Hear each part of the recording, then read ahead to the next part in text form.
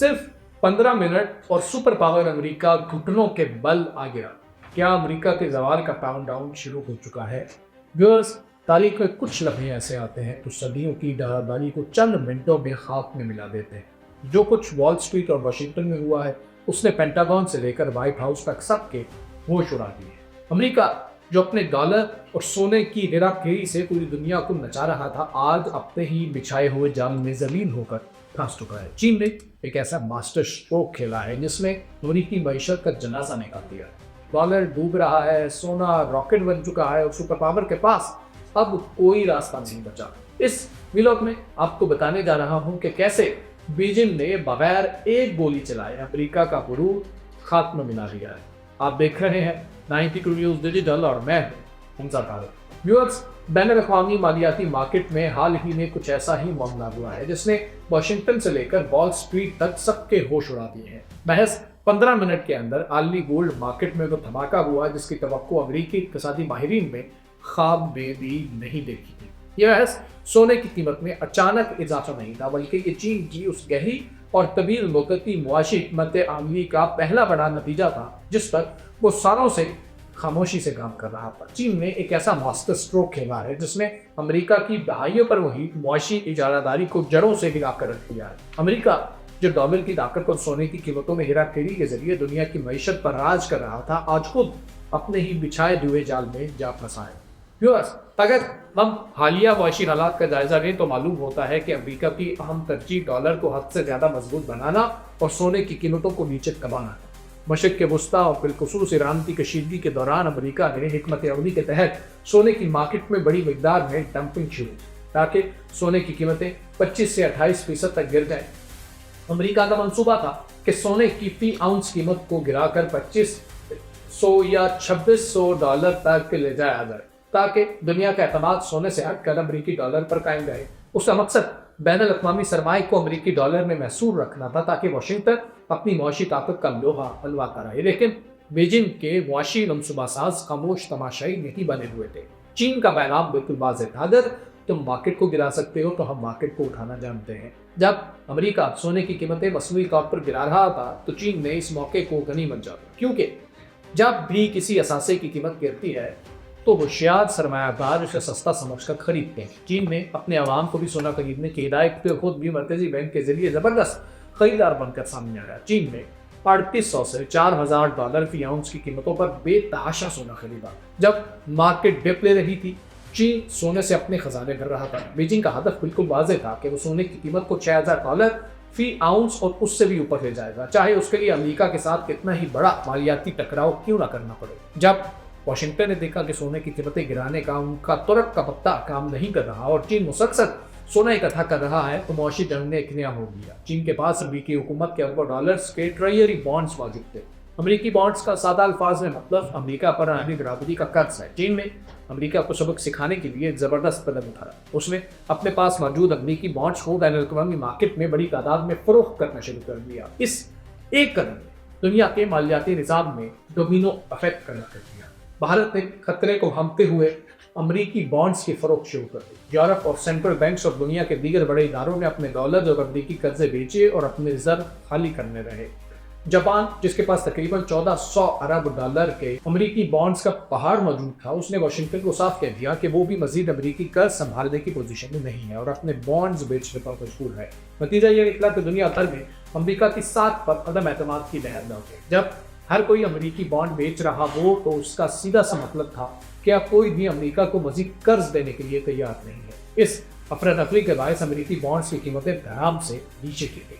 Viewers, امریکی تاریخ میں یہ ایک نایاب اور انتہائی تشویشناک صورتحال ہوئی جب دنیا امریکہ کے بانڈز خریدنے سے مکر گئی اور ہر طرف سے امریکی قرضہ واپس مارکیٹ میں پھینکا جانے لگا تو امریکی مالیاتی کاروں کے پاس صرف ایک ہی چارہ بچا، امریکہ کو اپنے بانڈز خود خریدنے پڑے۔ معاشی زبان میں جب کوئی ملک اپنا قرضہ خریدار نہ ملنے کی وجہ سے خود خریدتا ہے تو اسے مزید نوٹ چھاپنے پڑتے ہیں یا اپنی ہی کرنسی کو ڈی ویلیو کرنا پڑتا ہے۔ امریکہ کے اس ہنگامی اعلان کے ساتھ ہی 15 منٹ کے اندر معاشی دنیا کا سب سے بڑا ریورسل ٹرینڈ دیکھنے کو ملا۔ ڈالر کی قدر میں تاریخی کمی ہوئی۔ ڈالر اچانک کمزور ہو گیا کیونکہ سپلائی حد سے زیادہ بڑھ گئی، کیونکہ سونے پر کوئی سود کا بوجھ نہیں ہوتا اور یہ محفوظ ترین اثاثہ ہے، اس لیے جیسے ہی ڈالر گرا سونا راکٹ کی طرح اوپر چلا گیا۔ سونے کا ٹرینڈ جو کئی ہفتوں سے نیچے کی طرف جا رہا تھا اچانک بالکل ریورس ہو گیا۔ مہینہ کے مطابق اب یہ $6,000 سے لے کر $10,000 فی اونس کی طرف سفر شروع کر چکا ہے۔ امریکہ جو ڈونلڈ ٹرمپ کی قیادت میں ڈالر کو مضبوط کرنے اور باقی دنیا کو معاشی طور پر دباؤ میں لانے کے خواب دیکھ رہا تھا، اس نے مجبوری میں اٹھائے گئے ایک قدم سے اپنے ہی ڈالر کو کباڑ کر دیا۔ یہاں یوں بھی کہا جا سکتا ہے کہ امریکہ نے محض اپنے پاؤں پر کلہاڑی نہیں ماری بلکہ اپنا پاؤں اٹھا کر کلہاڑی پر دے مارا۔ چین کا ماسٹر پلان برکس اور گولڈ بیک کرنسی کی بات کریں تو یہاں یہ سوال پیدا ہوتا ہے کہ چین نے یہ سب کچھ کیوں کہا یا کیوں کیا؟ کیا یہ صرف چند ارب ڈالر سے منافع کمانے کے لیے؟ نہیں، ایسا نہیں تھا۔ بیجنگ کی نظریں اس سے کہیں بڑے ہدف پر جڑی ہوئی ہیں۔ چین کے پاس اس وقت دنیا میں سونے کا سب سے بڑا ذخیرہ اکٹھا ہو چکا ہے، اور وہ بھی اس قیمت پر جو اس نے مارکیٹ کریش کے دوران انتہائی سستے داموں خریدا تھا، یعنی زیادہ سونا خریدا اور قیمت کم آئی۔ اس کی مثال بالکل ایسی ہے جیسے 2020 کے پروگرام کے دوران جب پراپرٹی کریش ہوئی تھی تو جو لوگوں نے سستے داموں جو چیزیں خریدی انہوں نے بعد میں کروڑوں روپے کمائے۔ چین اب جمع شدہ سونے کی طاقت پر ایک نیا عالمی مالیاتی نظام بنانے کا رہا ہے۔ برکس کرنسی چین اس بلاک کے ذریعے ایک ایسی عالمی کرنسی متعارف کروانا چاہتا ہے جو گولڈ بیک کرنسی یعنی سونے کی ضمانت پر مبنی ہو، نہ کہ امریکی ڈالر کی طرح محض کاغذی ملک ہو۔ چین چاہتا ہے کہ ڈالر کا بائیکاٹ ہو جائے۔ چین دنیا بھر کے ممالک پر زور دے رہا ہے کہ اگر آپ نے چین کے ساتھ تجارت کرنی ہے، مال خریدنا ہے یا بیچنا ہے تو اس کی ادائیگی ڈالر کے بجائے یوان یا براہ راست گولڈ میں کی جائے۔ چین امریکہ کے تمام بانڈز ایک ساتھ نہیں بیچ رہا کیونکہ ایک ساتھ بیچنے سے خود چین کو بھی نقصان ہو سکتا ہے، لہٰذا وہ وقفے سے $50 ارب کبھی $100 ارب کے بانڈز آہستہ آہستہ مارکیٹ میں لا کر امریکہ پر مسلسل معاشی دباؤ برقرار رکھے ہوئے ہیں۔ معاشی میدان کے ساتھ ساتھ جیو پولیٹیکل محاذ پر بھی امریکہ کے لیے گھیرا تنگ کیا جا رہا ہے۔ ایران اور امریکہ کی کشیدگی اب ایک نئے مرحلے میں داخل ہو چکی ہے اور ایران کے پیچھے چین اور روس کی مکمل حکمت عملی موجود ہے۔ ایران اب عالمی طاقتوں کے ساتھ معاشی اور فوجی محاذ پر گٹھ جوڑ کر چکا ہے۔ مشرق وسطیٰ میں اگلا سب سے بڑا خطرہ آبنہ ہرمز کی ممکنہ بندش یا کڑی نگرانی ہے۔ کیمیاتی تیل کی تقسیم کا ایک بڑا حصہ استان سمندری راستے سے گزرتا ہے۔ اگر ایران کی چین کے اشارے پر اس راستے سے گزرنے والے جہازوں کو یہ شرط عائد کر دی کہ پیٹرول اور گیس کی قیمت ڈالر کے بجائے یوان یا دیگر مقامی کرنسیوں میں ادا کی جائے تو امریکی ڈالر کی عالمی طلب میں راتوں رات 30 سے 40% کی کمی واقع ہو جائے۔